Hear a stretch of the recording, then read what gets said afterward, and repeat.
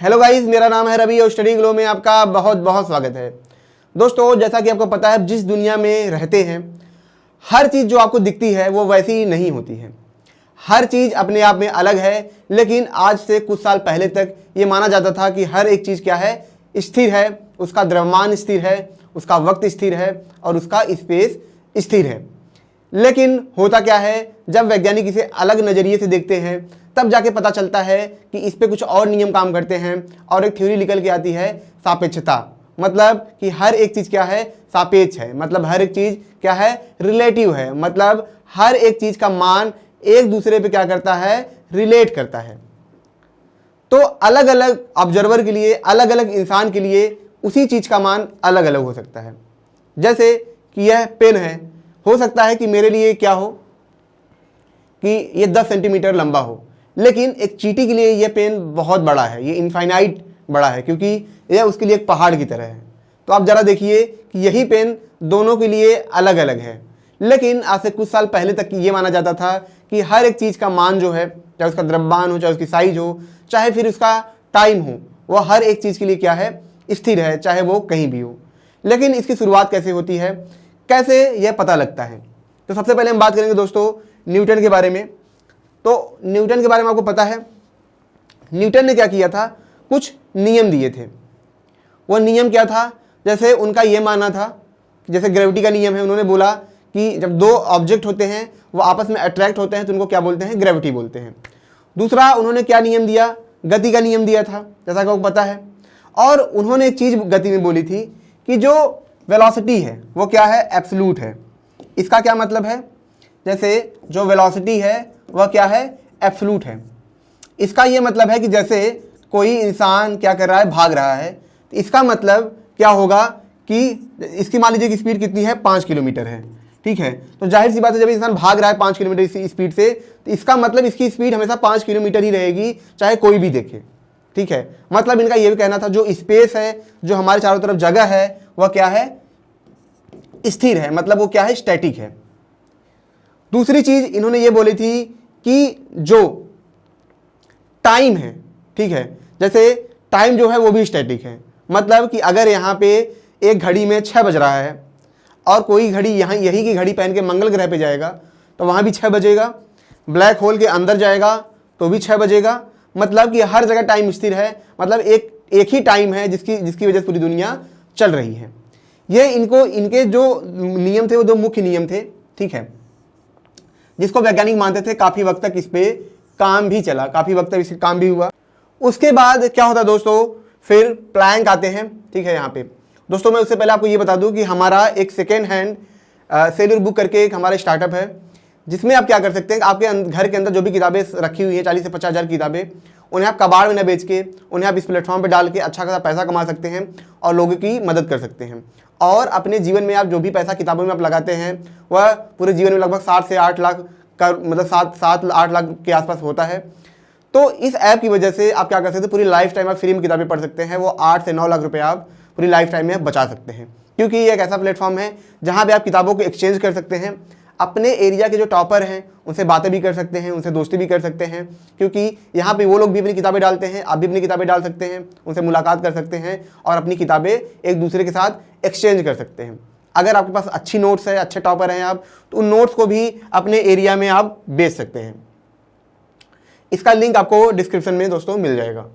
तो यहाँ पे प्लैंक आते हैं और उसी टाइम प्लैंक क्या करते हैं, एक नियम देते हैं। किसका देते हैं, लाइट का नियम देते हैं, जिसमें ये बोलते हैं कि जो लाइट है, ठीक है, वो क्या है, इलेक्ट्रोमैग्नेटिक फील्ड से बना हुआ है, ठीक है, ठीक है, जिसकी वजह से क्या होता है, ये स्पीड ऑफ लाइट की वजह, स्पीड ऑफ लाइट से ये चलता है।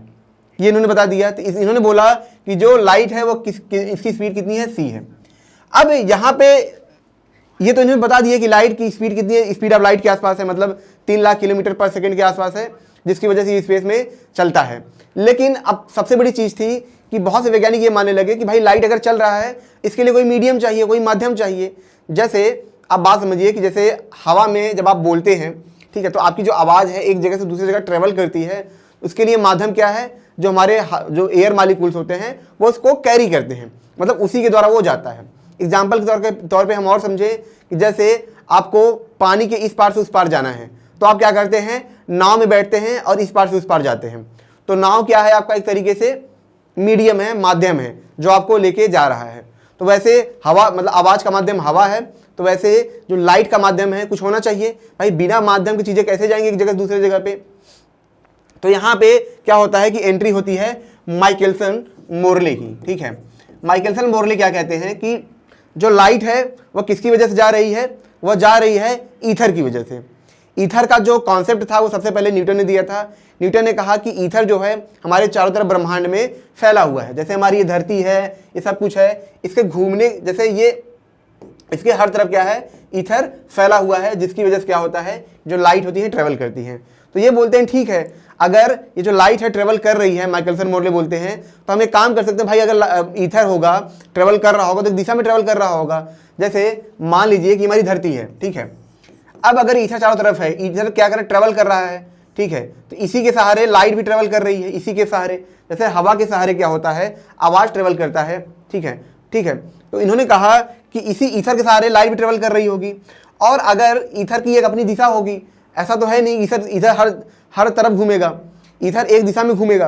तो इन्होंने कहा कि मान लीजिए कि अगर ईथर क्या कर रहा है, ऐसे हमारी धरती की तरफ घूम रहा है, तो इधर से जब लाइट आएगी ईथर के सहारे, तब तो इसकी स्पीड कुछ और होगी, मान लीजिए कि स्पीड ऑफ लाइट के आसपास होगी। लेकिन जब ये उल्टा आएगी, जब मान लीजिए ये लाइट क्या होगी, ठीक है, उल्टा जब आएगी, ठीक है, तब क्या होगा कि ईथर तो इधर जा रहा है और लाइट इधर आ रही है। तो इसका मतलब ये क्या करेगा कि लाइट की स्पीड को थोड़ा धीमे कर देगा।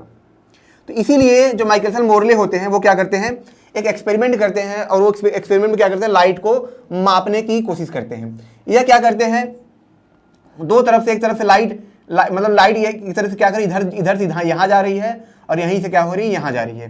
दोनों का डिस्टेंस बराबर है, तो इसका मतलब इनको ये लगा कि जो लाइट जाएगी दोनों तरफ बराबर जाएगी। मतलब आप बात समझिए कि मैंने क्या किया, एक पेन लिया और मैं कमरे के बीच में खड़ा हूँ, मैंने लाइट दोनों तरफ से निकाला, ठीक है। तो दोनों तरफ अगर दूरी बराबर है तो बराबर, मतलब सेम टाइम पे लाइट पहुंचनी चाहिए, ठीक है। लेकिन अगर ईथर एक तरफ से आ रहा है, ठीक है, और एक तरफ से इधर उधर जा रहा है और लाइट इसके अपोजिट जा रही है, ठीक है, तो क्या होगा यहाँ पे कि जो लाइट उसके अपोजिट जाएगी वहाँ स्पीड कम हो जाएगी। मतलब कि इसकी स्पीड से डिफरेंस होना चाहिए।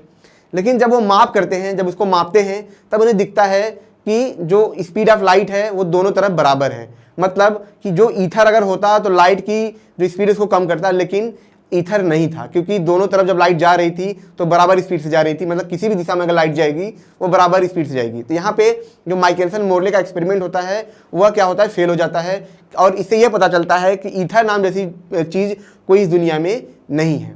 अब यहीं पे जो सबसे बड़ा सवाल उठता है, तो आखिर लाइट ट्रेवल कैसे करती है, और सबसे बड़ा सवाल ये उठता है कि आखिर जो स्पेस है, टाइम है, वह क्या सच में एब्सोल्यूट है, क्या वह सच में हर एक जगह पे स्थिर है। तो वहीं पे एंट्री होती है किसकी, अल्बर्ट आइंस्टाइन की। अल्बर्ट आइंस्टाइन 1905 में दोस्तों इनका पेपर पब्लिश होता है, ठीक है। इनके 3 पेपर पब्लिश होते हैं, जनरल थ्योरी ऑफ रिलेटिविटी, ठीक है, स्पेशल थ्योरी ऑफ रिलेटिविटी, और एक होता है क्वांटम फोटो इलेक्ट्रिक इफेक्ट।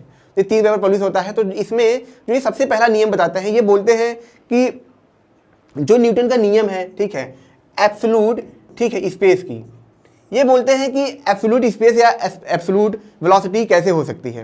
इन्होंने बोला कि मान लीजिए क्या है कि यह एक ट्रेन है, ठीक है, इसके बगल में एक और ट्रेन है, यहाँ पे एक आदमी बैठा है और एक यहाँ पे आदमी बैठा है, दोनों में खिड़की लगी हुई है, दोनों एक दूसरे को देख सकते हैं, ठीक है। अब क्या होगा, अगर यह दोनों ट्रेन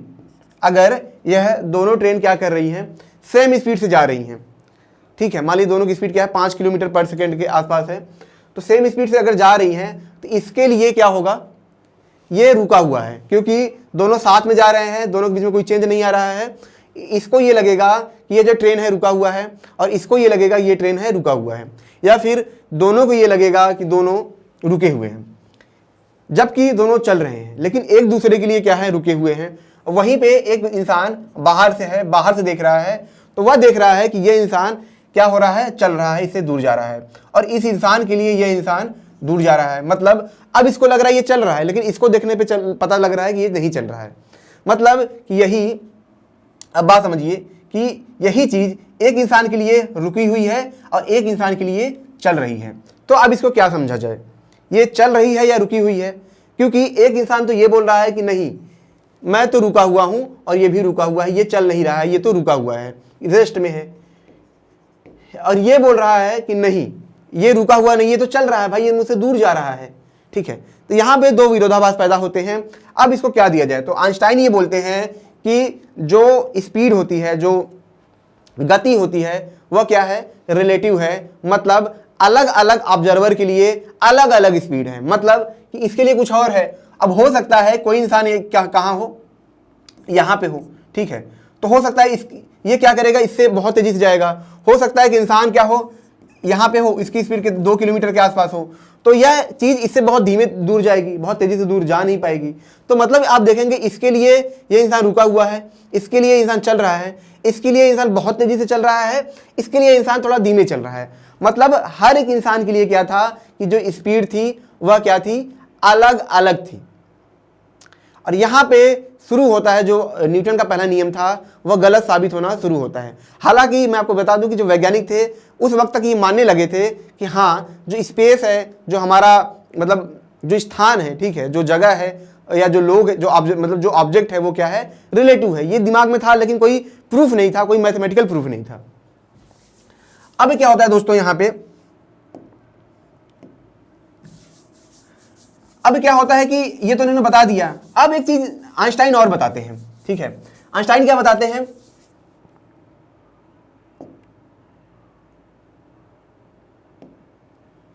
हाँ, आइंस्टाइन ये बताते हैं कि ये तो हमने बात कर ली कि वेलोसिटी की। आइंस्टाइन बोलते हैं कि जैसे जो ऑब्जर्वर होता है, या जैसे कोई मान लीजिए मास है, मान लीजिए कि इंसान है, यह कितना लंबा है?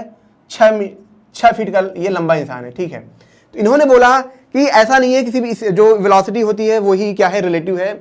यहाँ तक कि जो ऑब्जेक्ट है, ठीक है, जो साइज है, जो लेंथ है, वह भी क्या है? अपने आप में रिलेटिव है, वो भी सापेक्षिक है, ठीक है। मतलब यह उसकी जो आप बोल रहे हैं कि ये इसकी लंबाई जो 6 फीट है, यह 6 फीट नहीं है। ये अलग अलग ऑब्जर्वर के लिए यह लंबाई क्या है? अलग अलग है। मतलब जैसे मैंने एग्जांपल बताया था कि अगर इसी के साइज का इंसान कोई है, ठीक है, 6 फीट का, ये इसको देख रहा है तो इसको लगेगा हाँ, इसकी लंबाई क्या है? 6 फीट है, ठीक है। लेकिन एक ऐसा इंसान है जो बहुत दूरी पे खड़ा है, बहुत दूरी पे खड़ा है, तो यह इंसान इसको क्या लगेगा? बहुत ही छोटा लगेगा। मतलब दूर से देख रहा है तो ये बोलेगा ये बहुत छोटा है, मतलब इसके लिए ये साइज इसकी अलग है, क्योंकि ये दूर है उससे। अगर हम क्या करें, एक छोटी सी चींटी को ले जाके यहाँ सामने खड़ा कर दें, इसके लिए ये क्या होगा? पहाड़ की तरह दिखेगा। ऐसा लगेगा इसकी लंबाई तो लगभग 1-2 किलोमीटर है। इसका मतलब चींटी के लिए इसकी लंबाई कुछ अलग है। तो यहीं पे आइंस्टाइन का कहना था कि जो हम बात करते हैं साइज की, जो लेंथ की बात करते हैं, वह हर इंसान के लिए क्या है? अलग है। यहीं पे वो कहते हैं कि जिस स्पेस में हम रहते हैं, यह स्पेस भी अलग अलग ऑब्जर्वर के लिए अलग है। मतलब आप बात समझिए कि यह क्या है? एक क्यूब है, मान लीजिए आपका क्या है? स्पेस है, ठीक है। इसकी लंबाई कितनी है? 6 फीट है। इसकी लंबाई 6 फीट है, इसकी लंबाई 6 फीट है। अब इसके अंदर कोई इंसान खड़ा है तो यह स्पेस इसको लगेगा कितना है? ये 6 मीटर लंबा, 6 मीटर चौड़ा, 6 मीटर गहरा, ये ऐसा है। लेकिन इसी स्पेस को कोई बाहर से देखेगा, कोई यहां से देखेगा, तो इसकी लंबाई कुछ और सी दिखेगी, चौड़ाई कुछ और दिखेगी, गहराई कुछ और दिखेगी। मतलब कि ये स्पेस भी क्या हो रहा है कि अलग अलग इंसान के लिए, अलग अलग ऑब्जर्वर के लिए क्या हो जा रहा था? यहाँ पे अलग अलग हो रहा था। आपको जानकर हैरानी होगी, जब ये पेटेंट ऑफिस आते हैं उसके कुछ दिन बाद से ही ये क्या करते हैं? इसको गलत प्रूफ कर देते हैं कि जो न्यूटन का नियम है वो क्या है? गलत है। यहाँ भी ये क्या करते हैं? स्पेस को ये क्या करते हैं? प्रूफ कर देते हैं कि स्पेस क्या है? रिलेटिव है। मतलब अलग अलग ऑब्जर्वर के लिए क्या होगा? स्पेस अलग अलग है।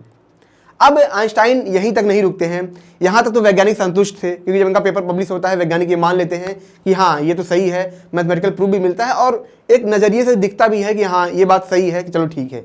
लेकिन तहलका कम मचता है। तहलका मचता है जब आइंस्टाइन कहते हैं कि ये जो हमारा टाइम है ये भी क्या है? एब्सोल्यूट नहीं है, ये क्या है? रिलेटिव है। मतलब जो घड़ी है, जो समय बीत रहा है, तो हमें ये लग रहा है कि हर दिन हमारा 24 घंटे का होता है, लेकिन उनका ये कहना था कि हो सकता है किसी इंसान के लिए जो हमारे ग्रह पे न रह रहा हो या फिर उसकी स्पीड कुछ अलग हो, उसके लिए हो सकता है कि ये टाइम कम हो। ये मतलब कि उन्होंने कहा कि अगर हमारे पास, मान लीजिए हमारे पास 7 ग्रह हैं, ठीक है, या 8 ग्रह, जो भी ग्रह हैं, एक सेकेंड, मान लीजिए मंगल ग्रह है, धरती है, और बुध है, ठीक है, 3 ग्रह हैं यहाँ पे। तो इन्होंने कहा कि अगर हम हर एक ग्रह पे क्या करें, घड़ी रख दें यहाँ पे, और कुछ वक्त के बाद हम जाएं उन घड़ी को चेक करें, तो हमें पता चलेगा कि हर घड़ी में मान अलग अलग है। इसका मतलब हर जगह पे क्या होता है, जो वक्त बीतता है वह अलग अलग बीतता है। मतलब वहाँ पे जो वक्त की धारा है, जो समय की धारा है जो बहती है, वह बहुत ही अलग अलग तरीके से बहती है, वहीं की सिचुएशन के हिसाब से बहती है। ये एक हाइपोथेटिकल एक तरीके से समझाते हैं उसको। ये कैसे समझाते हैं, ये बोलते हैं कि एक बात समझो, यह बोलते हैं कि एक बात समझो कि एक काम करते हैं कि मान लो कि इंसान क्या है,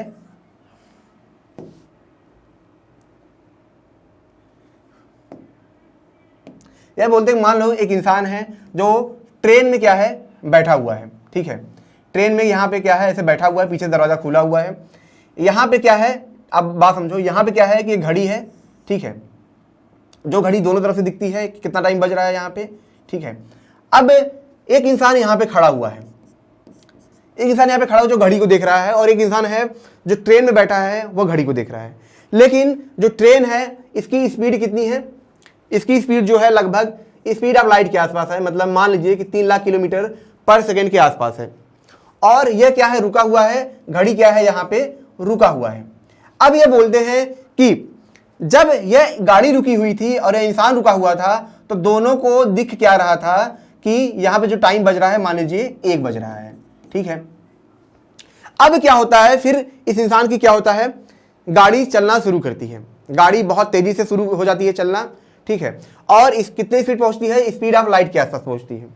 मतलब कि इसकी स्पीड कितनी हो जाती है, लाइट के आसपास स्पीड हो जाती है, ठीक। अब आपको पता है कि जब भी आप घड़ी को जो देखते हैं वह क्या होता है, लाइट का रिफ्लेक्शन होता है। लाइट जाती है, टकरा के आपके पास वापस आती है। तो लाइट की स्पीड भी कितनी होती है, 3 लाख किलोमीटर पर सेकेंड के आसपास होती है। दोनों की स्पीड क्या है, बराबर है एक दूसरे के। अब क्या है कि जब इसकी स्पीड लाइट के बराबर है, उसकी स्पीड भी लाइट के बराबर है, तो यह लाइट इसके पास पहुंच नहीं पाएगी। क्योंकि जैसे मान लीजिए कि आप 5 किलोमीटर, मान लीजिए आप चोर हैं और आप भाग रहे हैं, आपकी रफ्तार कितनी है, 25 किलोमीटर पर हावर के आसपास है। अब आपको पुलिस दौड़ा रहा है, उसकी भी स्पीड कितनी है, 25 किलोमीटर पर हावर के आसपास है। तो वो आपके पास कभी पहुंच नहीं पाएगा, आपकी उसके बीच में जो दूरी होगी वो हमेशा उतनी ही रहेगी। मतलब वो आपके पास कभी पहुंच नहीं पाएगा। अब यहाँ पे क्या हुआ, अब बात समझिए कि जब यह रुका हुआ था तब इसने देखा कि यहाँ तो 1 बज रहा है, लेकिन जब स्पीड तेज बढ़ी, अब क्या होगा, ये लाइट इसके पास पहुंच नहीं पाएगी। बात समझिए, यह लाइट इसके पास पहुंच नहीं पाएगी, और इसे क्या दिखेगा कि यह जो घड़ी है वह रुकी हुई है, इसमें क्या हो रहा है, 1 ही बजा है। क्योंकि इसने सिर्फ एक बार देखा था कि यहाँ पे क्या था, 1 बजा था। इसको अब कुछ नहीं दिखेगा, इसको सिर्फ इतना पता है कि इस घड़ी में क्या कितना बजा था, 1 बजा था। लेकिन वही है, यहाँ पे इंसान है, ये चल रहा है, इसके लिए यह घड़ी क्या है, रुकी हुई है, क्योंकि लाइट इसके पास पहुंच नहीं पा रही है। इसने जो देखा था वो इसने वही देखा है, यहाँ 1 बज रहा है। लेकिन इस इंसान के लिए बार बार लाइट आ रही है, और जब जब घड़ी घूमेगी तब तक इसको वो सीन दिखता रहेगा, वो लाइट दिखती रहेगी। तो इसको लगेगा कि 1 से 2 बज गया, 3 बज गया, 4 बज गया, लेकिन इस इंसान के लिए यही वक्त रुका हुआ है। भला कैसे, जबकि न्यूटन ने बोला था कि टाइम क्या है, स्थिर है, टाइम हर जगह स्थिर है। लेकिन इन्हीं 2 इंसान के लिए टाइम अलग अलग है। इस इंसान के लिए यह वक्त रुका हुआ है, और इस इंसान के लिए यह वक्त चल रहा है। तो भला कैसे, आइंस्टाइन ने यह भी प्रूफ कर दिया, मैथमेटिकली भी प्रूफ कर दिया, जिसको टाइम डायलेशन भी कहते हैं, कि इंसान की जो स्पीड होती है उसके बढ़ने से क्या होता है, टाइम का मान प्रभावित होता है और टाइम धीमा चलने लगता है। मतलब कि जैसे इस इंसान की स्पीड जब बढ़ रही है, इसके लिए टाइम क्या है, रुक सा गया है। मतलब टाइम बहुत धीमे हो गया है, इतना धीमे हो गया है कि एकदम रुक सा गया है। और इसी इंसान के लिए इसकी स्पीड क्या है, 0 है। तो इस इंसान के लिए जो टाइम है, जो वक्त है, बहुत तेजी से बह रहा है, बहुत तेजी से घूम रहा है। और यहाँ पे यह जो आइंस्टाइन होते हैं, न्यूटन के दूसरे नियम, जो बहुत बड़ा नियम होता है एब्सोल्यूट टाइम का, उसको भी गलत साबित करते हैं।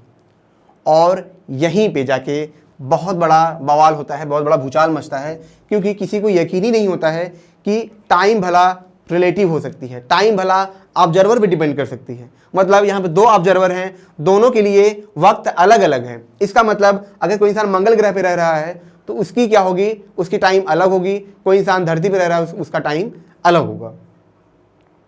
ये तो इन्होंने बता दिया। अब जो सबसे बड़ी एक चीज़ थी, ठीक है, यहाँ पे जो लाइट को लेकर थी, यहाँ पे न्यूटन का कहना था जो लाइट है, न्यूटन का ये कहना था कि जो लाइट है वो क्या होती है कि हमेशा फिक्स स्पीड से चलती है, ठीक है, स्पीड ऑफ लाइट से चलती है और उस पर कभी भी ग्रेविटी वर्क नहीं करता है क्योंकि लाइट का मास नहीं होता है। लेकिन फिर जो आइंस्टाइन होते हैं वो लाते हैं जो जनरल थ्योरी ऑफ रिलेटिविटी है, उसमें ये क्या करते हैं, ये बोलते हैं कि ऐसा नहीं है। वह बोलते हैं कि जिस स्पेस को हम देखते हैं वह क्या है, मुड़ा हुआ है, वह क्या है, कर्व है। कैसे, अभी तक आपने पढ़ा होगा यूक्लिड ज्योमेट्री के बारे में, जिसमें हम एक्स वाई जेड डायमेंशन की बात करते हैं, जो कि जब भी बात करती है स्ट्रेट पाथ की बात करती है। मतलब वो यह बोलती है कि हम जिस दुनिया में रहते हैं वो जो स्पेस है वो क्या है, उसकी लंबाई है, चौड़ाई है और गहराई है। यहाँ पे जैसे आप देखेंगे ये ऐसे बात करती है। लेकिन आइंस्टाइन कहते हैं ऐसा नहीं है। आइंस्टाइन बोलते हैं कि यह जो पाथ है वो गलत है। एक पाथ और है, इसको क्या बोलते हैं, जियोडेसिक पाथ बोलते हैं। मतलब जो मिनिमम 2 पॉइंट के बीच में दूरी होगी वह स्ट्रेट ना होके वो कैसी होती है, वो कर्व होती है। मतलब उन्होंने बोला कि अगर हम जैसे हमारा स्पेस है, ये मान लीजिए हमारा स्पेस है, इसमें से हम कोई भाग एक काट लें, छोटा टुकड़ा निकाल लें, तो वह टुकड़ा जो है स्ट्रेट ना होके वो क्या है, वो कर्व होगा। और ऐसे ही कर्व पाथ से क्या है, बना है, और इसी वजह से हमारा जो स्पेस है वो क्या है, मुड़ा हुआ है। और इस स्पेस को हम क्या कर सकते हैं, हम मोड़ सकते हैं, ठीक है, इसको हम स्ट्रेच कर सकते हैं। इसमें हम क्या कर सकते हैं, जैसे पानी को हम क्या कर सकते हैं, दबा सकते हैं, फैला सकते हैं, वैसे ही अपनी स्पेस को हम क्या कर सकते हैं, मोड़ सकते हैं, ठीक है, इसमें तनाव पैदा कर सकते हैं, सब कुछ कर सकते हैं। और इसीलिए आइंस्टाइन क्या करते हैं, टेंसर कैलकुलस का यूज करके इसको प्रूफ कर देते हैं कि जो ग्रेविटी है, ठीक है, वो क्या है, एक तरीके से स्पेस का कर्व है। ये इन्होंने 3 चीज़ें बताई, जो तीनों चीज़ न्यूटन के नियम को क्या कर रही थी, खत्म कर रही थी। पहला एब्सोल्यूट स्पेस, एब्सोल्यूट टाइम और एब्सोल्यूट स्पीड ऑफ लाइट की, ये तीनों चीज़ें क्या करती, ये खत्म कर रही थी। तो यहाँ पे तो आइंस्टाइन ने सब मैथमेटिकली बता दिया, लेकिन अब बात आती है कि आखिर आइंस्टाइन इसे प्रूफ कैसे करेंगे। ठीक है, पहली बात तो आइंस्टाइन की कोई बात मानता नहीं था, क्योंकि आइंस्टाइन क्या थे, एक मतलब क्लर्क थे पेटेंट ऑफिस में, जहाँ पे ये 6-7 साल से काम कर रहे थे और इनके पास कोई डिग्री नहीं थी। इन्होंने सिर्फ और सिर्फ डिप्लोमा किया था मैकेनिकल से। उसके बाद इन्होंने पढ़ाई छोड़ दी थी क्योंकि स्थिति ऐसी थी कि इनको पढ़ाई छोड़नी पड़ी थी। तो इन्होंने क्या लिया था, इन्होंने एक अपना रास्ता बनाया कि मैं एक इंडिपेंडेंट साइंटिस्ट बनूंगा, मैं अपनी खोजें खुद से करूंगा। और जहाँ पे ये खोज करते थे, जब वहाँ पे काम करते थे, ये दिन रात फिजिक्स पे काम करते थे और लोग हैरान होते थे कि भला क्लर्क होकर इंसान फिजिक्स पे क्यों काम करता है। और जब ये पेपर पब्लिश भी होता है तो लोगों को इतना यकीन नहीं होता कि क्लर्क क्या जानेगा, एक क्लर्क की क्या औकात, एक क्लर्क की क्या औकात। फिर उसके बाद नज़र पड़ती है प्लैंक को, इनके रिसर्च पेपर पे नज़र पड़ती है। अब जब वो पेपर वो देखते हैं तो बोलते हैं कि वाह, जिस रहस्य की हम तलाश कर रहे थे वो तो सब कुछ यही है, जो रहस्य अभी तक नहीं खुल पा रहे थे तो वो सब कुछ तो इसी पेपर में है। प्लैंक क्या करते हैं, इनकी थ्योरी को सपोर्ट करना शुरू करते हैं। उसके बाद क्या होता है, जो मैडम क्यूरी होती हैं, एक सेमिनार होता है, वहाँ पे आइंस्टाइन जाते हैं, वहाँ पे अपनी थ्योरी ऑफ रिलेटिविटी के बारे में दुनिया को बताते हैं। तो वहाँ पे मैडम क्यूरी आती हैं, उनसे हाथ मिलाती हैं और उनकी बहुत तारीफ करती हैं। इसकी वजह से क्या होता है, जो वैज्ञानिक होते हैं सब की नज़र आइंस्टाइन की तरफ जाती है और आइंस्टाइन धीरे धीरे फेमस होने लगते हैं कि एक इंसान है जो न्यूटन के नियम को गलत साबित कर रहा है, जो एक नया थ्योरी दे रहा है जिसको थ्योरी ऑफ रिलेटिविटी कहते हैं। और बहुत से वैज्ञानिक फिर आइंस्टाइन के सपोर्ट में आते हैं, बहुत से बड़े बड़े मैथमेटिशियन होते हैं जो इनके सपोर्ट में आते हैं ताकि ये क्या करे, अपनी थ्योरी को प्रूफ कर सके। और फिर आइंस्टाइन नई नई ज्योमेट्री का यूज करते हैं, जैसे कि इससे पहले कैलकुलस था, फिर एक टेंसर कैलकुलस का यूज करते हैं और अपने थ्योरी को एक क्या करते हैं, मैथमेटिकल प्रेडिक्शन देते हैं, एक भविष्यवाणी करते हैं कि हाँ, अगर ये जांच की जाए तो क्या होगा कि यह जांच ऐसी मिलेगी और मेरी थ्योरी ये सही होगी। जांच क्या था, ये पहला प्रेडिक्शन देते हैं कि जब भी क्या होगा, 2 घड़ी है, ठीक है, 2 घड़ी को क्या किया जाएगा, जब भी अलग अलग क्या होगा ऑब्जर्वर में रखा जाएगा या अलग अलग फ्रेम ऑफ रेफरेंस में रखा जाएगा। फ्रेम ऑफ रेफरेंस का क्या मतलब है, आप इसको समझिए, फ्रेम ऑफ रेफरेंस को हटा दीजिए वरना आप कंफ्यूज होंगे। इन्होंने बोला कि 2 घड़ी को हम अलग अलग जगह पे रखें तो उसका इफेक्ट अलग अलग होगा। मान लीजिए इन्होंने कहा कि एक गाड़ी है जो चल रही है दिन रात, और क्या है, एक घड़ी है रुकी हुई है जो जमीन पे रखी हुई है। कुछ वक्त के बाद जब आप कई साल चला लेंगे इसको तो क्या होगा, इसके टाइम में और इसके टाइम में फर्क होगा। ठीक है, जिन्होंने फार्मूला भी दिया था, मैं फार्मूले के बारे में ज़्यादा बात नहीं करना चाह रहा हूँ वरना वो कंफ्यूजिंग होगा, इसको आसान भाषा में ही समझे तो ज़्यादा अच्छा होगा। ठीक है, तो वो उसमें डिफरेंस होगा। तो 1970 आता है, इसमें 2 वैज्ञानिक होते हैं, ठीक है, हेरले और एक मुझे नाम नहीं याद आ रहा, 2 वैज्ञानिक होते हैं और वो क्या करते हैं, एक घड़ी लेते हैं। वो घड़ी किसकी बनी होती है, सीजियम बीम की बनी होती है। सीजियम बीम का क्या मतलब है?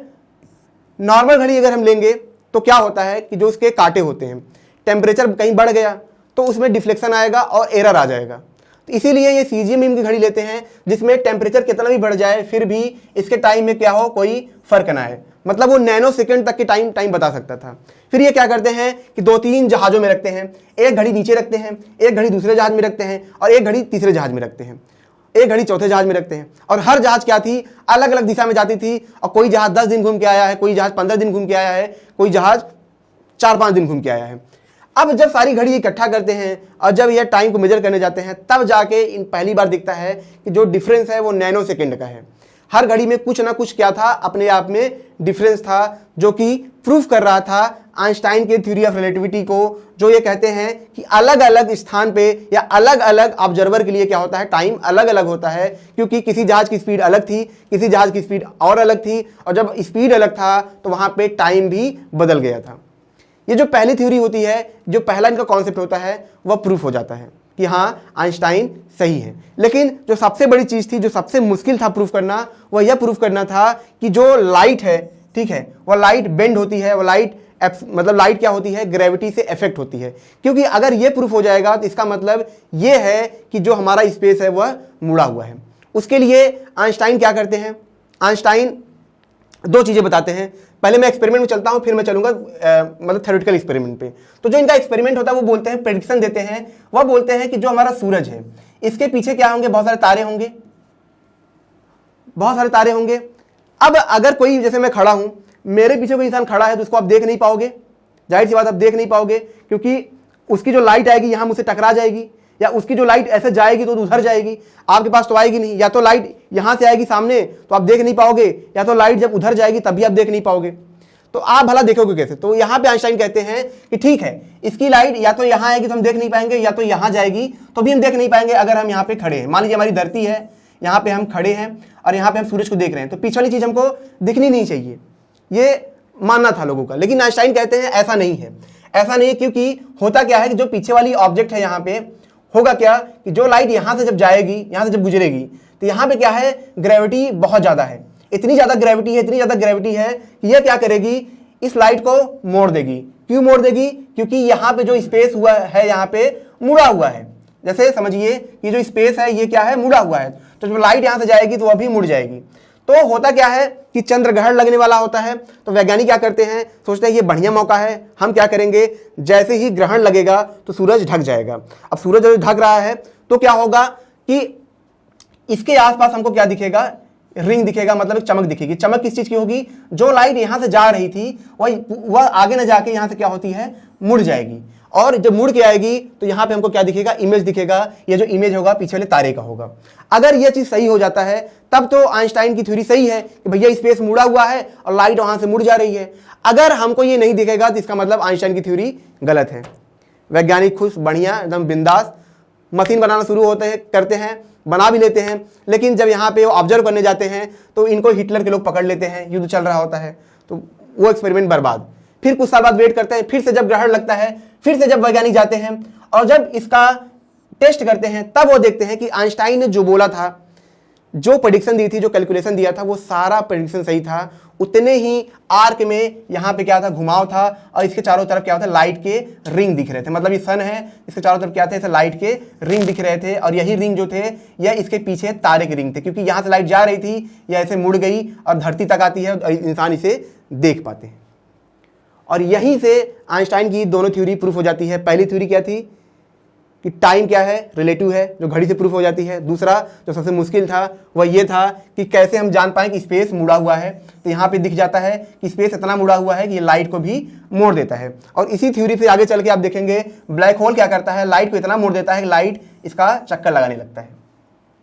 और यहाँ से आइंस्टाइन क्या करते हैं कि इसको प्रूफ करते हैं। और जैसे ही इनकी चीज़ें प्रूफ निकल के आती है कि हाँ आइंस्टाइन सही है, उसके बाद आइंस्टाइन सबसे पहला लेटर जो भेजते हैं वो प्लैंक को भेजते हैं, जो उनके सबसे बेस्ट मित्र होते हैं, और बोलते हैं कि इसी के लिए मैंने न जाने कितने वक्त से इंतजार किया था। और ये इनके लाइफ का सबसे बेस्ट डे होता है, क्योंकि कई सालों के बाद उनको ये प्रूफ मिल पाता है। दिक्कत की बात ये थी कि इनको इस पर नोबेल प्राइज़ नहीं मिलता है, और जिस पे नोबेल प्राइज़ मिलता है उस पर वो बोलते हैं कि ये तो क्या था, बचकाना था मेरे लिए, मैं जब सीख रहा था वो मेरे लिए वो था, मतलब फोटो इलेक्ट्रिक इफेक्ट। और जो इनकी सबसे बड़ी थ्योरी थी, इस पे नोबेल प्राइज ही नहीं मिलता है, और जब ये इनकी डेथ हो जाती है, इसी पे 4 से 5 वैज्ञानिक नोबेल प्राइज पा चुके हैं। आने वाले वक्त में और भी नोबेल प्राइज मिलेंगे। तो सोचने की बात है, जिस इंसान ने क्या किया था, इस थ्योरी को दिया, थ्योरी ऑफ रिलेटिविटी को दिया, उसी इंसान को इस पे नोबेल प्राइज नहीं मिलता है। एक चीज और, न्यूटन ये बोलते हैं कि हर एक जो मास होता है, ठीक है, जो मास होता है, मान लीजिए 1 kg है, तो ये हमेशा 1 kg ही रहेगा। लेकिन आइंस्टाइन इसको भी गलत प्रूफ करते हैं। आइंस्टाइन बोलते हैं ऐसा नहीं है, यह मास भी रिलेटिव है, यह मास अलग अलग ऑब्जर्वर के लिए क्या है, अलग अलग है, ठीक है। मतलब अगर ये किसी इंसान के लिए 1 kg है, लेकिन जब इसकी स्पीड बढ़ेगी तो इसका मास बढ़ने लगेगा और उसी के लिए उसका मास ज़्यादा फील होगा। मतलब जब ये मान लीजिए कि इंसान 1 kg का है, जब वो तेज़ी से भागेगा, बहुत तेज़ी से भागेगा, तो इसका मास बढ़ने लगेगा और वह इसके लिए बहुत भारी फील होगा। हो सकता है किसी इंसान के लिए 1 kg हो जब ये रेस्ट में हो, लेकिन जब ये स्पीड में होगी इसका जो मास होगा बढ़ेगा। और इसी कॉन्सेप्ट पे आप देखेंगे कि क्या होता है कि जो सन होता है, ठीक है, जब उसकी ग्रेविटी इतनी ज़्यादा इफेक्टेड करती है तो वो ब्लैक होल में बन जाता है। मतलब कि वही जो सन का मास होता है, जो लिमिटेड होता है, ठीक है, वही क्या होता है, कुछ टाइम बाद इनफाइनाइट में बदल जाता है, किसमें, ब्लैक होल में बदल जाता है वही मास। तो ये बोलते हैं कि जो मास है, ठीक है, जो एम मास है, या रेस्ट में तो इसका वेट कुछ और होगा, लेकिन जब ये स्पीड में होगी तो इसका वेट कुछ और होगा, और जैसे जैसे स्पीड बढ़ती जाएगी वैसे वैसे क्या होगा, इसका मास बढ़ता जाएगा। क्योंकि अब सन की बात करें हम, जैसे मान लीजिए सूरज है यहाँ पे, ठीक है, तो जब तक क्या है, न्यूक्लियर फोर्स है और यहाँ पे ग्रेविटी फोर्स है, एक दूसरे के अपोजिट काम कर रही है, तब तक ये बैलेंस में है। लेकिन जब क्या होता है, जब ये फ्यूल खत्म होता है तो ग्रेविटी फोर्स दबाव डालने लगती है। अब जाहिर सी बात है, ग्रेविटी फोर्स इस पर दबाव डालेगी, बहुत दबाव डालेगी, तो जब ग्रेविटी बढ़ेगी तो इसका स्पीड बढ़ेगा, इसका अपने रोटेशन की स्पीड बढ़ेगा, बहुत तेजी से बढ़ेगा, और जब स्पीड बढ़ेगा तो इसका मास बढ़ने लगेगा। और एक वक्त ऐसा आता है कि इसकी स्पीड क्या होती है, स्पीड ऑफ लाइट के आसपास पहुंच जाती है, और यहाँ पे इसका मास जो होता है इनफाइनाइट हो जाता है, और इसी वजह से ब्लैक होल बनता है। तो यहाँ पे भी आइंस्टाइन का ये नियम काम करता है। अब ब्लैक होल के बारे में भी इसमें बहुत हेल्प मिलती है। दोस्तों, ये लेक्चर काफ़ी लंबा हो गया है, तो आई थिंक कंप्लीट भी हो चुका है ये। अगर ये लेक्चर आपको अच्छा लगा हो तो इसे लाइक करें, कमेंट करें, शेयर जरूर करें, ताकि जो और आपके दोस्त हैं, ठीक है, आपके फ्रेंड हैं, उनको भी ऐसा नॉलेज मिलता रहे। मिलते हैं नेक्स्ट लेक्चर में। Thank you so much.